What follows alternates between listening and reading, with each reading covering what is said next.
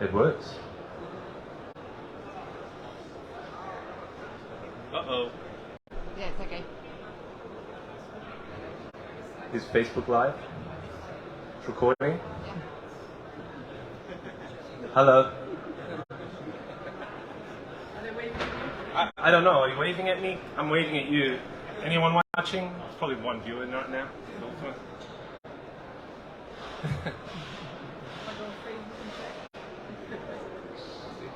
You can see the screen right from there and all that? Yeah, yeah. Cool. All right. Hello, everyone. Afternoon. I'm really excited because I always wanted to be able to say that I filled out an auditorium. I'm just not going to tell people how big that auditorium was. But hey, this is really exciting. Thank you so much for coming. I understand that some of you went to great effort trying to get here with all the train strikes and all the obstacles at the moment. But yeah.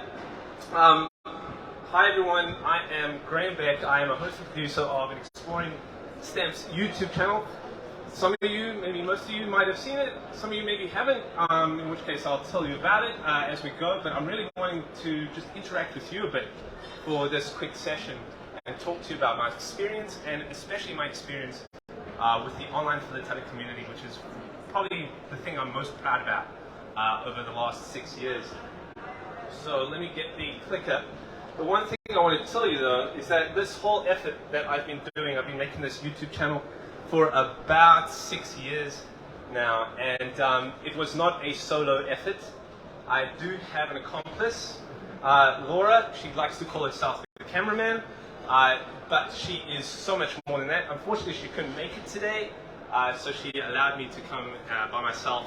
But she is not only the cameraman, she is also responsible for a lot of the logistics, otherwise I probably wouldn't show up to the right place at the right time.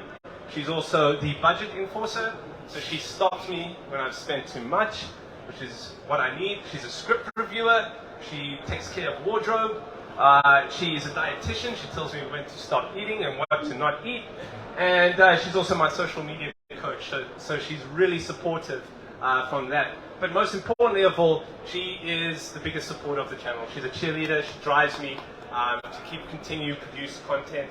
So she really is the backbone of the Exploring Stamps channel. So I had to just mention that because it would be disingenuous of me or to claim that I did just this channel by myself. Now I've got some notes here so that I can make sure I can stay on topic and just don't blab on forever. But I want to start with a quick story, a story that will help set the tone or give some examples of what my experience has been like creating stamp content and part of this stamp community. So this is going back about 4 years, 2018. I'm producing a season 2. I just did a season 1 of 20 episodes where I was exploring stamps. I was taking a stamp out of the box at random and exploring it and seeing what I can learn from that one stamp. And season 2, I'm starting to get ready for season 2. I'm filming ahead before I launch any episodes, and I went and pulled some stamps out of the box. And a couple of them, one was Iceland, which will be the season opener, and the other one was Toronto. And so Laura and I made sure that we set up a flight that went through Toronto to Iceland so we can film those 2 episodes at once. And so we did a layover, 2 days in Toronto. And the idea was to go ahead and find this viewpoint from this stamp that I pulled from the box. So where exactly is this location taken from? Can I go and find it and just get that viewpoint right? It's something what was going to become known as extreme philately, taking a stamp on location. And this trip was actually where I first used the term extreme philately, because in the next flight where I went to Iceland, I coined the term hashtag extreme philately, where you're taking your stamps out of your stamp collection. Instead of just keeping them in an album, you're taking them on site. You're going to a physical location, or you're finding a physical object that a stamp may relate to, and then doing an experience with it, learning about it, and maybe inspiring some learning from it that could lead you down multiple rabbit holes and really enjoy the hobby. It's really about experiencing the hobby in the physical world, right? And so I had taken this picture and used the word extreme philately, saying I'm out here looking for this volcano in the middle of nowhere in Iceland. It was too cold to film that day, so we had little bursts of about 30-second film before the camera battery actually froze.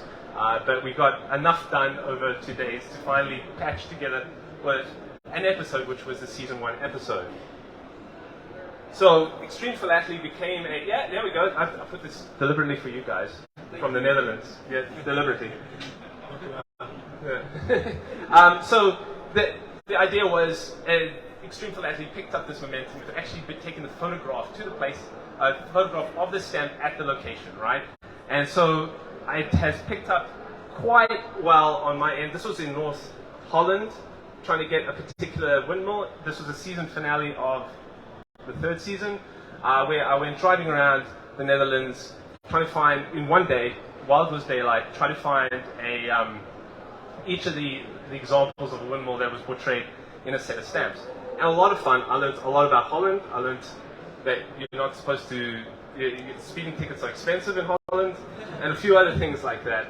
But this was a really great experience, and I've done it a few other times where it could be deliberate, or you could actually set it up. I built out the mailbox to look just like a famous Christmas stamp from the US, or it could be spontaneous. So I was at the Columbus Stamp Show in Ohio, and I saw that they had an Arnold statue outside of the stamp show, and I went, oh wow. I went into the stamp show and went hunting for an Arnold stamp.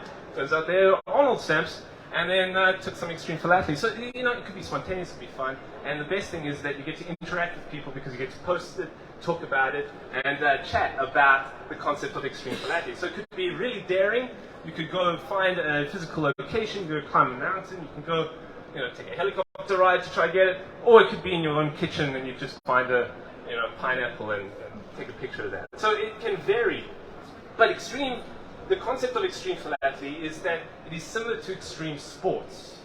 And then comes the X Games and the X for Extreme Philately and the X for extreme sports, because it's daring. You are showing off the hobby as if you're showing off sports, and you're taking risks and trying to display and showcase really the excitement behind a particular sport. So when you watch extreme sports, right, you're seeing daring stunts and pushing it to the limit and creative things that people are doing to get attention. The same is true for Extreme Philately. You're being creative, you're taking risks. And it is not necessarily, it's dangerous. I'm going to warn you guys. Extreme Philately is dangerous. You can damage stamps. So this one picture here was me at the Lakehurst Air Base, where the Hindenburg, this is Hangar 1, where the Hindenburg actually was stored in New Jersey. And I was doing the episode, and I took this one Extreme Philately, but the real Extreme Philately I wanted to take was outside where the Hindenburg had crashed. When I took the stamp outside, it was very brittle, and the wind picked up and it tore it in half. But then Laura reminded me that if you're going to damage a Hindenburg stamp, that's the place to do it. So I was kind of okay with that, right? And the other instance, this is just an example from season 4. I was trying to get an excellent shot where the drone would pick up from the box and shoot up into the air. And I was on a baseball field, but I was pretending it was Egypt. And, you bring 4 propellers near a box of stamps, the stamps shoot up through the propellers and tear into pieces. Like I said, I'm not the sharpest guy out there, but I take risks, I'm daring. And that's what Extreme Philately is all about. So you have a bit of fun with it. So, moving on, we were talking about this story, right? I was trying to get a photograph of the exact viewpoint of this particular Toronto stamp. And I had just one day really in Toronto to go do this, and I thought it was really easy. I went onto the Google Maps and I said, well, Toronto's here and there's water and there's these islands, that's where it is. That's it. That was the lack of my research. So we crossed over to the very end here, and I started to walk around. And I promised Laura that it would be 40 minutes because there was a tacos and margarita thing happening in the hotel just a couple hours later. So I said, don't worry, we're going to do this, we'll be quick. 40 minutes, we'll be back, tacos and margarita will be great. And we've gotten about here, and the view was not at all close to what that image of the stamp was. And I started to realize, how far down these islands do I have to walk? So I Googled, without Laura seeing, How long does it take to walk the Toronto Islands? 2 to 3 hours. Oh! Now, here's a dilemma. Do you tell the person you're with that, listen, this might take a little longer? Or do you just keep walking and hope that they don't notice? Well, I had to give in and say, listen, it's been 2 to 3 hours. She was super supportive. Very disappointed in me, though. But super supportive. Let's go ahead, let's finish this adventure. We'll get tacos and margaritas somewhere else. But it ended up taking a lot more than 3 hours. So we ended up, of course, walking all the way around, and I got to about here, which is the last part you can go before you have to climb a fence and run across an airport.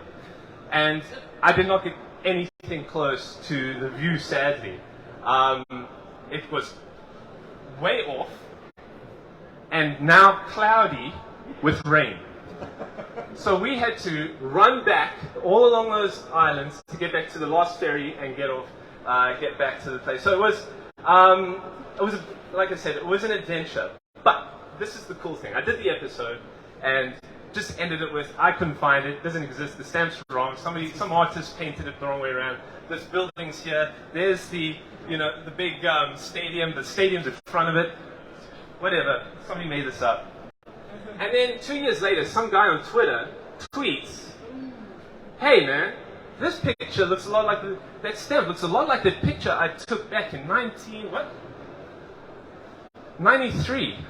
So his photo was taken actually in 1992. He was watching my episode and he dug through his photo albums and he pulled out a photo that said, that's what you're looking for, right? And it was a dead match. Even the boats line up. And this was a great experience because now I was really experiencing the online philatelic community and the power of it, right? You put something out there and you can now interact and collaborate and discuss and talk about it. And I was like, that's smack that on. And then he told me I was way off. It wasn't anywhere on these islands. I had to go to somewhere else called Ontario Place, and there's water, and I got it way off. And I could have said, this could have been a 30-minute trip. I would have had tacos margarita. But, the whole adventure of checking out the Toronto Islands, the fact that I had a story to tell you, I could describe these islands in terrific detail. It was because I took the adventure of taking a stamp out of the box and just seeing where it led me. And that is really, really cool. I probably wouldn't remember the tacos and margaritas that night. So that's really the start of a little story I want to share with you, because the online philatelic community is really amazing. Now, show of hands here, who's part of the online philatelic community that's in this room? Pretty much. So, how are you in, Todd? I'm going to put you on the spot. How are you in the online philatelic community? Twitter, Facebook, Instagram, TikTok, Boston Philatelic. So you're in Twitter, Facebook, Instagram, TikTok. Okay, a bit of an overachiever, but that's excellent. Who else? Eric, you're on Twitter. I'm on Twitter and I'm on Facebook.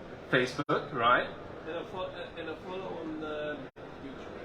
And you follow on YouTube. That's a really good one. So if you only, the only thing you do is watch my videos, you're part of the online philatelic community. You are consuming content. It's actually, I'll talk about this in a second, it's the most important role in the online philatelic community is people showing up and listening to podcasts, reading the blogs, interacting. You could write a comment or like it, but really at its basis, if there's no consumers out there, nobody will be producing the content. If there's nobody in this room right now, and nobody showed up to Facebook, I would just say, Isabel, I'm done, I'm out. I'm going to go and check out, what's it, the whistle pub down here? No, because what's the point of me creating content? What's the point of me chatting when there's nobody to listen? So if you're listening on YouTube, if you're watching YouTube, that counts. I'm going to call him out there, Jack, Discord Jack. He's a big member of the online philatelic community. Discord, I put it up here, it's one of my favorite elements of the online philatelic community because it's in its role. It's the online philatelic community. Anybody here on Discord?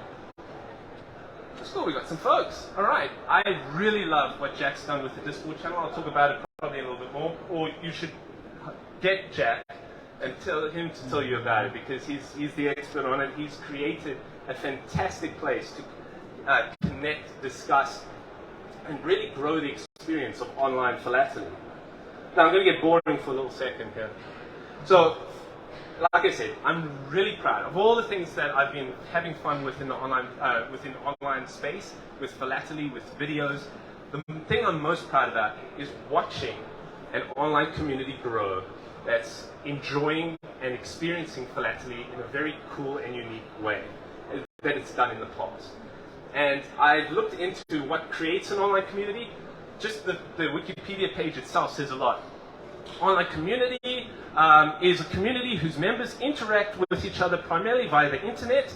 Members of the community usually share common interests. For many, online communities may feel like a home consisting of a family of invisible friends, and that's all the description of what the Online Philatelic Community does. And that's why I like promoting and talking about the Online Philatelic Community. And to continue boring you for a few seconds, I got into the marketing aspect of the online community, checked out some charts. The online community, or any online community, its growth can be very similar to the growth of a product that makes it out mainstream, a product or a trend. There are the folks that are called the innovators, the first ones to try show up and do something, whether it's they're wearing a new trendy product or trying to talk to each other in an online community. Then you get some early adopters who see what's going on with the innovators and try and bring their own twist to it and try to improve it. Then you get early adopters, or the early majority, late majority, and laggards. Now I say that because the similarities are very closely tied with community, right? At the early days of community, it's very difficult to promote content when there's nobody to consume it.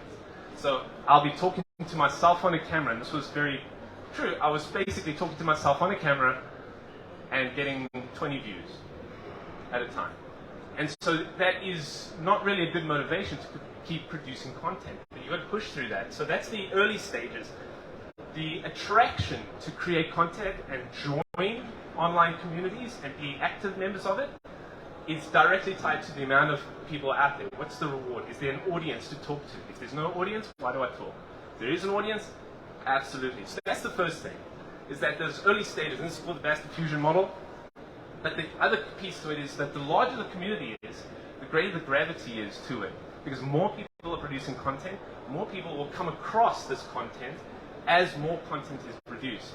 And they are more exposed to it, or will be exposed to more people to it, and so on. It builds from there. So it's very similar to a sphere. So if we take a sphere in this world, if this just relate, the online community is this little sphere that's been growing. It's been growing since really the mid-2010s. It was very slow to start off. There were some innovators there at the beginning.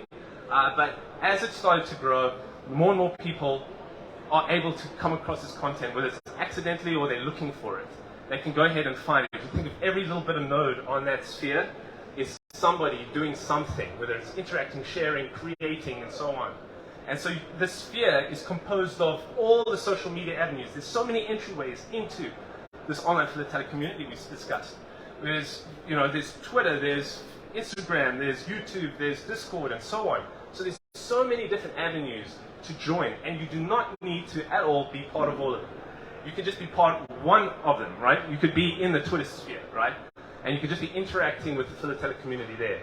What's cool about this is that if something needs to be shared, something cool happens on Instagram, or somebody brings up something in Discord or something, it can be instantly shared throughout the community because of the interactions that take place. If there's a little bit of breaking news in the online space or the philatelic space, the magenta's going up for sale again, it might hit Twitter from a Lynn's tweet and just spread like wildfire across. And so the whole community is interacted is aware of it instantaneously, which is really cool. And we get to see everybody's insights and connections with it. So what is my experience with the online community? Well, this goes back to 2016, and I'm Googling, looking for stuff about stamps. I'll tell you a bit about my stamp story, how I got back into the hobby. But I came across this person, Suzanne from Art Stamped. And I was quite taken by what she was doing. She was cutting up stamps, gluing them to things, and there was stamp art. And she was making these unique creations. And I saw her make this map of the world with used postage stamps. And I said, I'm going to steal that. That is really cool. So I went ahead and made my own.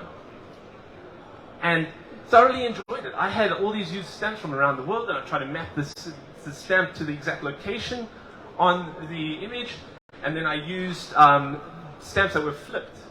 Right? These are all US flag stamps. I had billions of them. I just flipped them for the ocean. And I made this. And then what the really cool thing was, Suzanne saw it. And she instantly liked it and commented that I had done a good job, and I got so excited. I was starstruck. Suzanne from Art Stamp saw my map, and she thought it was cool, and I was in. I was done. I was in. I was excited, because now I had entered this online world, this online community. And I actually got to meet Suzanne back in 2018. This is a photo of the two of us. I was starstruck. I waved it down. Hey, I'm a big fan. Can you take a picture with me? And she agreed to it, and she's become a really good friend. So that's really how I entered into the online community. Now, what's really cool about the online community versus how it's been in the past? Stamp collecting traditionally is very inward-facing, right? You might collect stamps in your room, put them in your album, and put it away. It's very personal, a very self-contained thing you can do. In the 90s, we saw stamp boards, like real forums started to be created where people can start interacting with each other. And that was great. However, it was still a little bit inward-facing, meaning that you have to be a stamp collector to go find it, join it, share with each other, interact. It was really stamp collectors were finding these stamp boards and they were talking to each other.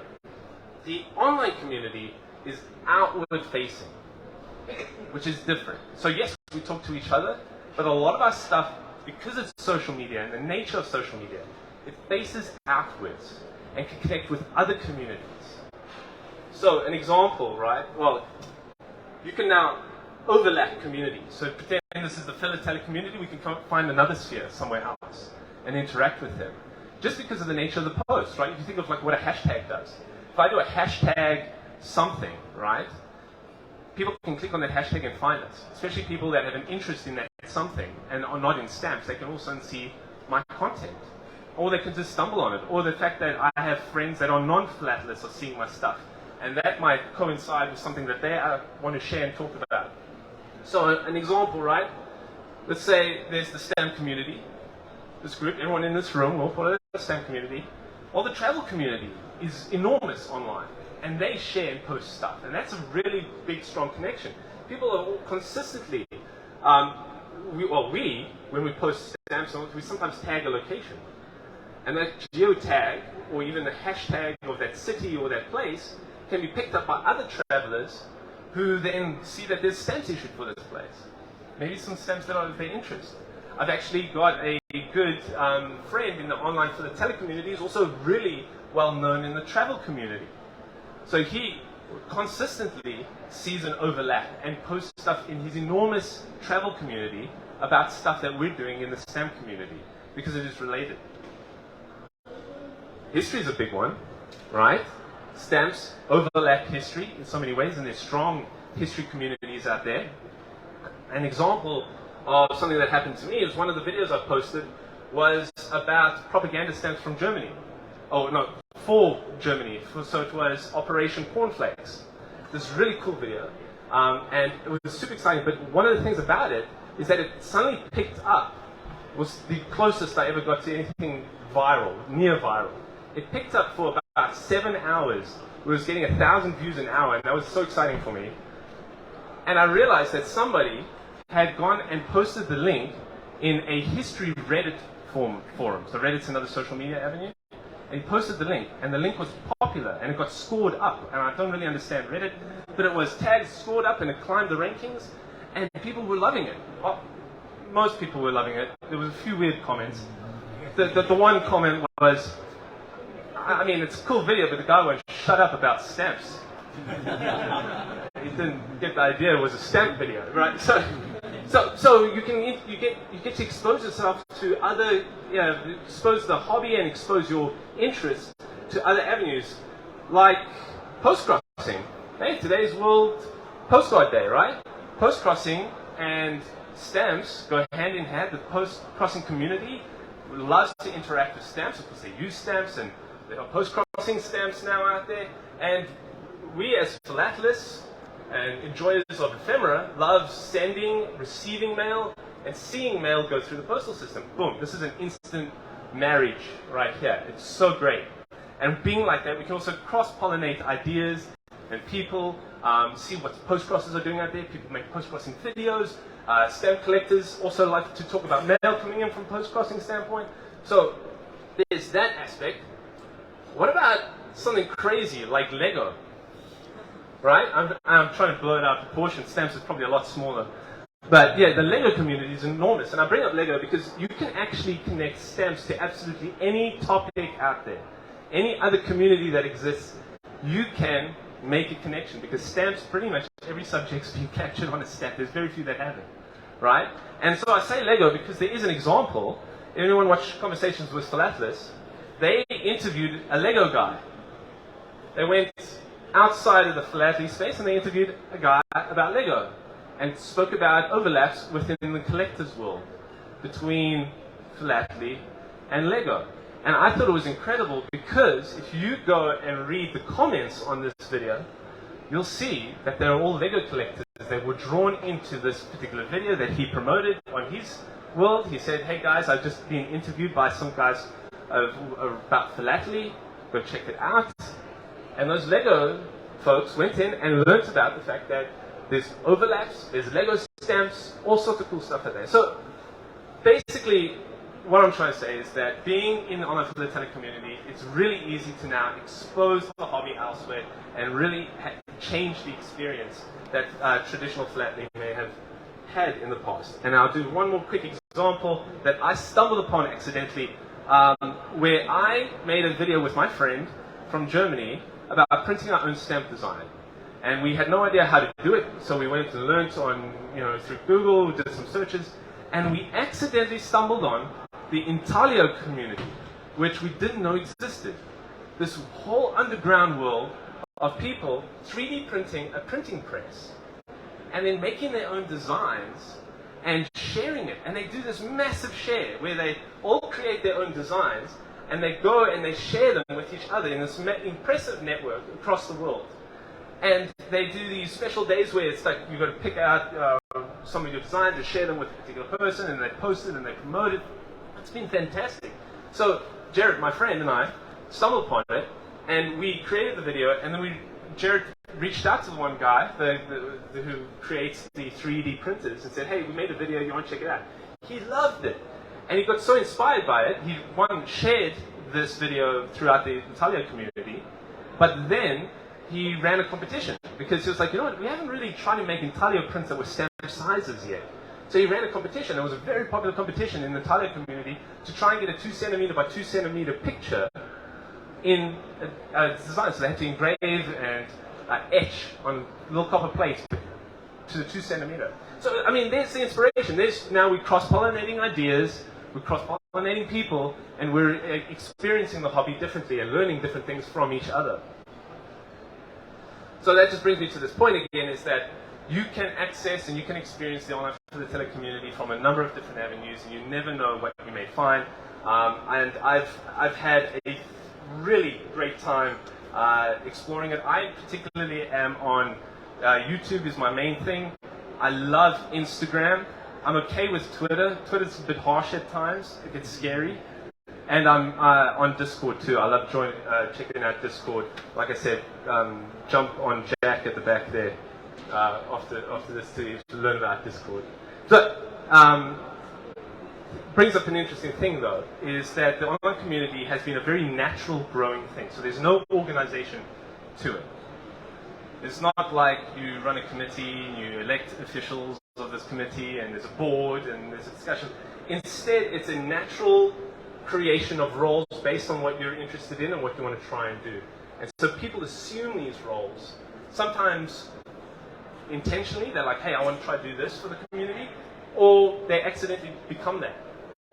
And so you could have people in the community taking on these roles as news reporters sharing news and discussing news that is happening out there in the real philatelic world. People take on this role as librarians, or they provide resources, or content creators like myself. We've got Richard Philatelic sitting up front here. Influencers, right? Specialists. You can become the person on the online community that knows that thing, and you are the expert of it, right? So you could be, I think there's a guy on Twitter called the Lighthouse Stamp Guy. What do you think he collects? Lighthouses, right?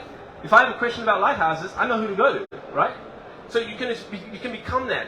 There's explorers and recruiters. People are looking for content out there. Who else is creating content? Who else is sharing stuff that we don't know yet about? Sharers and promoters. There's a concierge or organizers and event planners. One of the real cool ones out there is the digital philatelist. Anyone familiar with the digital philatelist, right? James Gavin. Is James on Facebook? Hi James, if you're watching in Australia, in Melbourne. I hope he's watching. But yeah, so James has created this massive library. He's like been cataloging basically all the content that gets created in the online philatelic space and placing it up there so that you can go ahead and find it easily. And then he continuously is going out and looking for new stuff that's being created that we don't know about and bringing it in. He's a massive builder of this community. So that's something, if you haven't checked it out, go to the Digital Philatelist and you'll be able to find content based on any social media platform out there. He's found it, he's posted it, it's available for you to check out.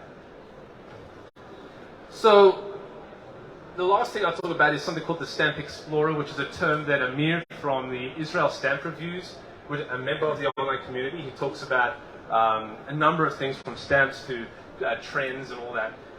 And he was posting a little while ago about his experience and how he got into the online world and how he started to collect. But he discussed this concept that he came up with, titled the Stamp Explorer.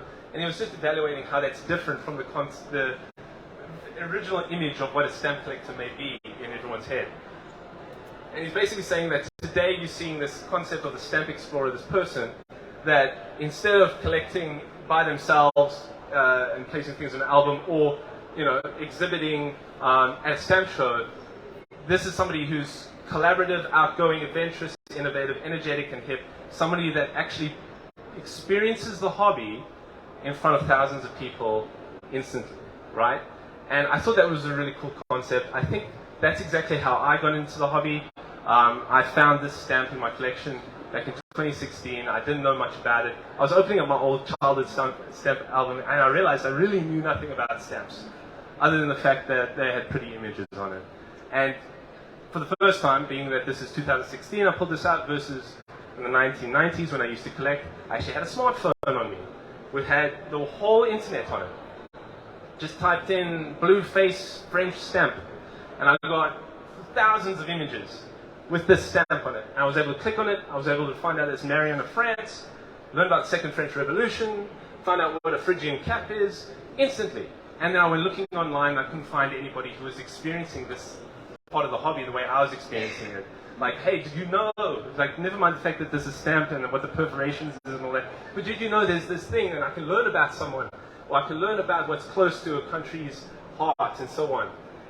And so as a result of that, I've made over 120 videos exploring these different avenues of collecting, from these standard episodes where I go and learn about a country, like Stamps of Chile here, or actually do something collaborative with the online community. And this has taken various forms over the years. I've done things from like green screen and CGI to finding all three, or finding 3 of the Statue of Liberties around the world and traveling to each of them for an episode. Here's the London Museum. I was here for an episode there. I've also had coffee on the Hindenburg. I've also played music with Ella Fitzgerald, right? And so I've been able to experience a lot of cool things. And earlier, actually he was watching it earlier, Samuel West was standing right here, but he was a great episode I did. This episode actually became a very important episode in the channel because I think a lot of viewers, as well as myself, were learning about the idea of accumulating versus collecting. And up until that point, I was really accumulating stuff. And he really brought in the idea of, hey, well, what is the difference between somebody who accumulates versus collects? And it's about what's not in your collection. And you have to be deliberate to choose not to get certain things because you're collecting something, not everything. And that really drove home for me. But also my hobby has taken on various forms of cinematography. I've learned about how to video edit. I've got a fleet of drones. Some are at the bottom of rivers. Some are here. I've hit seagulls, near hits of planes, and been chased after by park rangers. So I've just had a lot of great adventures just by picking stamps out of the album and having a lot of fun with them and learning about it. And that's really what drove the idea of #Philately, which is part of my channel and a way of interacting with the online community and really experiencing the hobby together. And if you have a chance, if you haven't seen the videos, please check it out. You might have a lot of fun. If you do watch the videos, thank you, because your views make a difference and they're the reason why I keep producing content. So that really is it. But if you want to be part of the online community, real simple, you pick one or two entry points, social media platform. I go with Instagram or maybe Twitter. I don't know, definitely check out YouTube, but just pick a couple and get into it that way. Consume the content, so read, watch, share.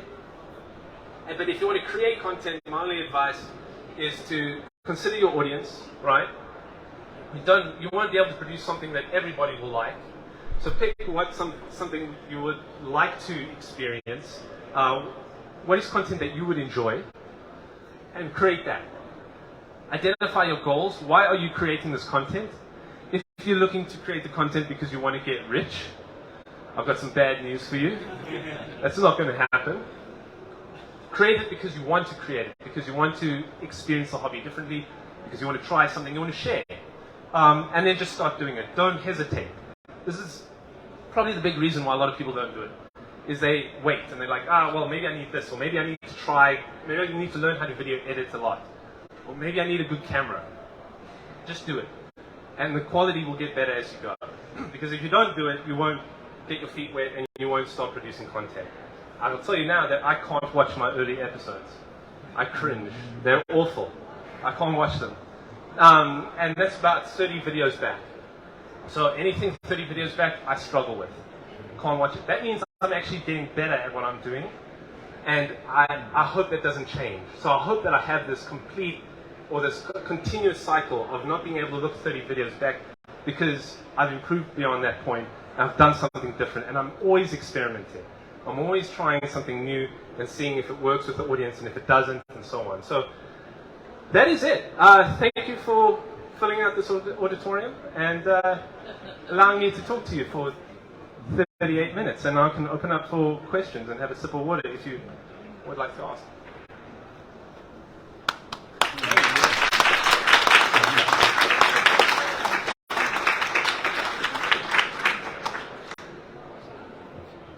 Anyone on Facebook? Did anyone ever join Facebook? Yeah. Yeah? Yeah. Okay. Cool. Let me know if there's any questions there. Is there any questions in the room? Yes? When I think about your stamp collecting, all I know is like rhinos, like anything else. Well, I do have two topicals. I collect cricket, the sport, but my biggest one is rhinos. And those are the only things I really properly collect. I really want to do something else though, like something serious, especially about a period and a place. I want to get into that.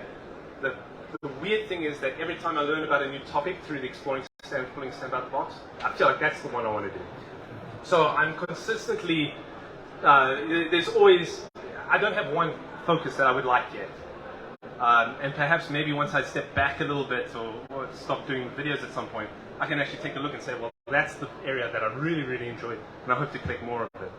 But no, two topics is what I do right now.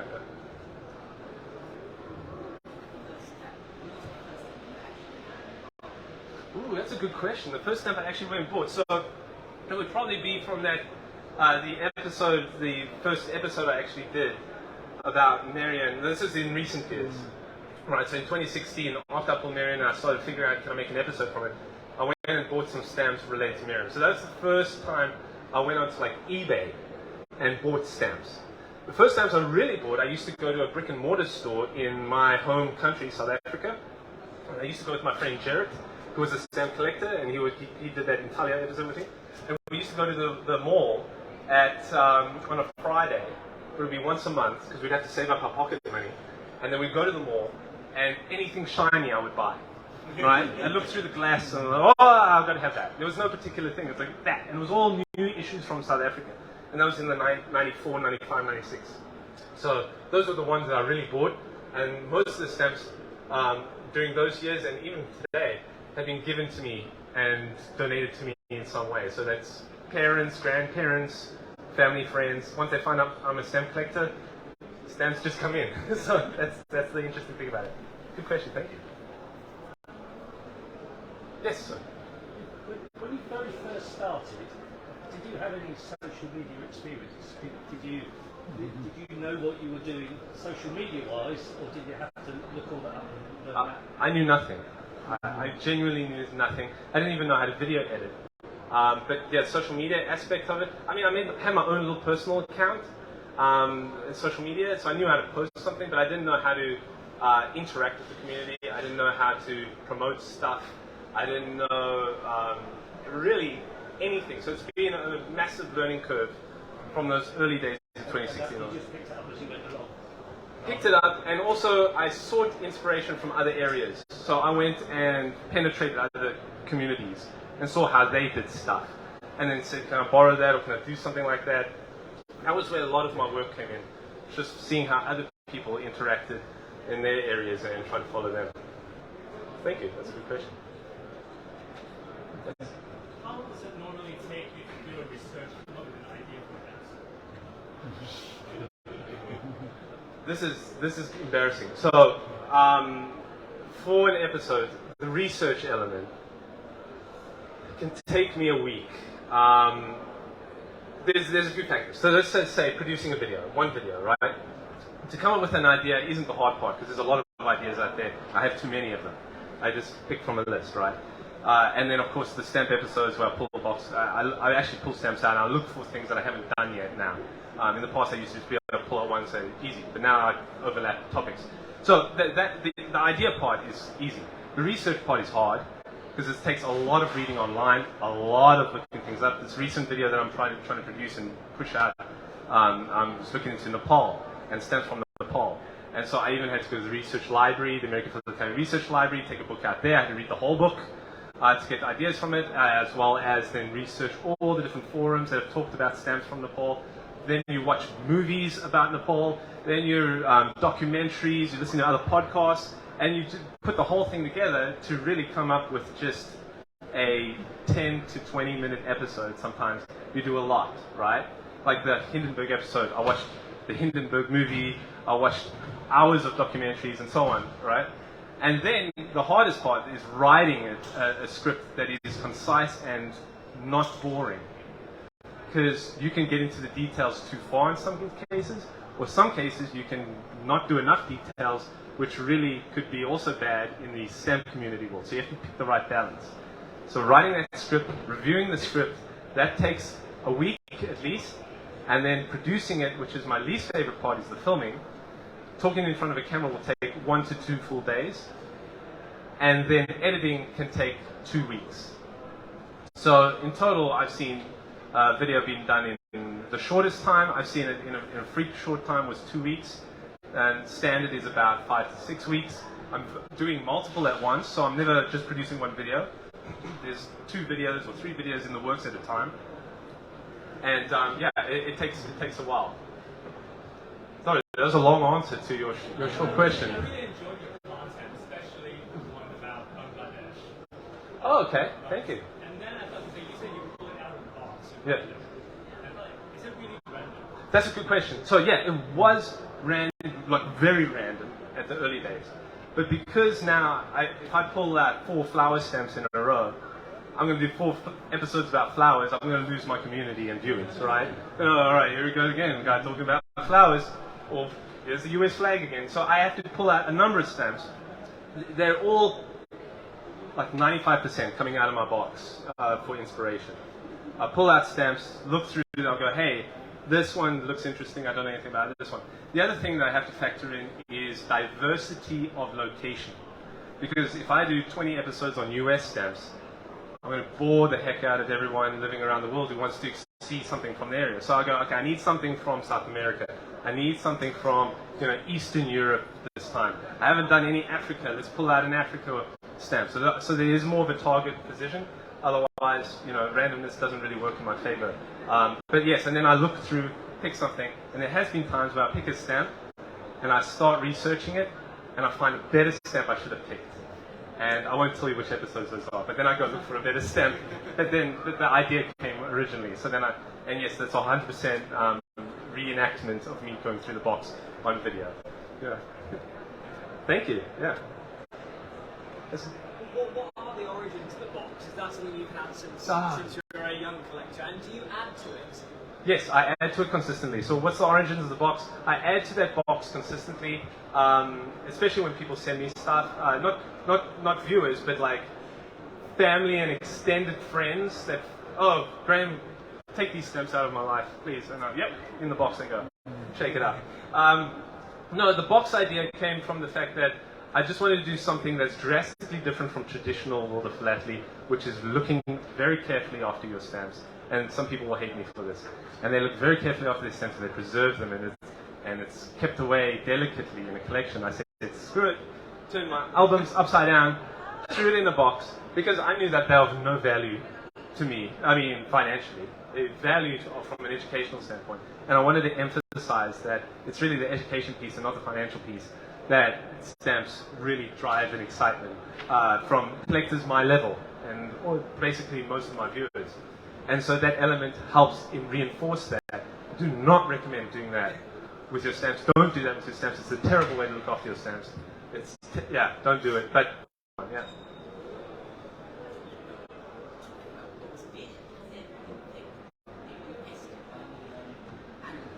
Not yet, and it should be. So has the box been infested by anything? No. It should have like silver moth. Those fish moth things roaming it. No, it doesn't. I do look after it in the sense of I do check it out all the time and see if there's anything growing in it, mold or fungus or something like that. But no, thankfully not. That's a good question. Baby stamps. What's that? Baby stamps. Baby stamps? Yeah. Oh yes. Yeah. No, none of that. Yeah. No. I make sure that doesn't happen. Oh, yes. I just want to commend you on your quality and your content. We linked to your NFT episode and your how to get rid of your collection. It's just amazing production quality and content. So that really means a lot. Thank you. Yeah. Thank you. Yeah. And then so how do you? My question would be like, how do you come up with a good hashtag that will like #philately, but when you post them and you've got to come up with hashtags. Spend a few minutes researching it.